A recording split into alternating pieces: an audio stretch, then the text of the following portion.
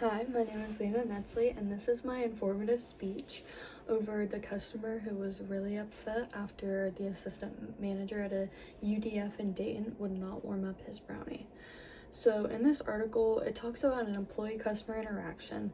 After the assistant manager says she cannot warm up the male customer's brownie, he became upset and disorderly, but he did leave the store.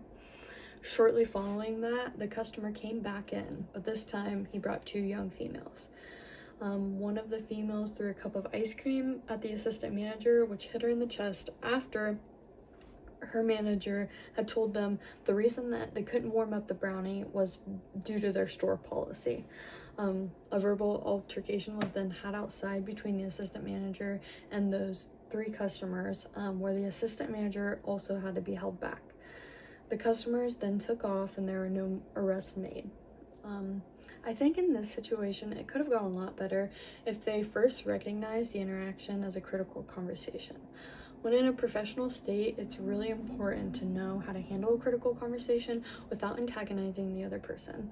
In this situation specifically, I think a great tactic of verbal judo to use would have been like apology and serious redirection. Something like, hey, I get what you're saying and I'm really sorry for the inconvenience. It's the store policy and I really don't want to get in trouble. I think this could have redirected the whole situation towards a more cooperative and maybe a second interaction wouldn't have even been had. It's just really important for the other person to know that you are empathizing with them. Like even, hey, like, I know I get the annoyance with it, I like my brownie warm too.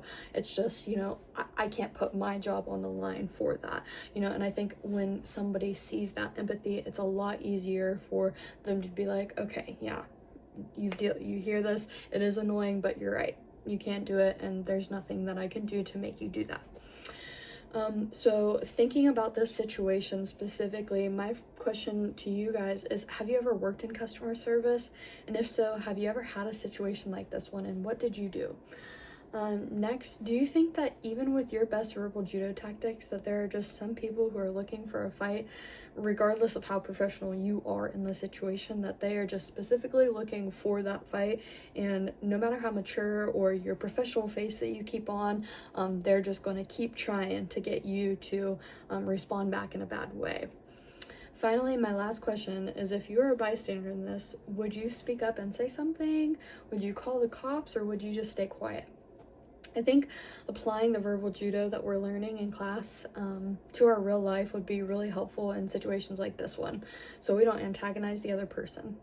Thank you for listening to my speech.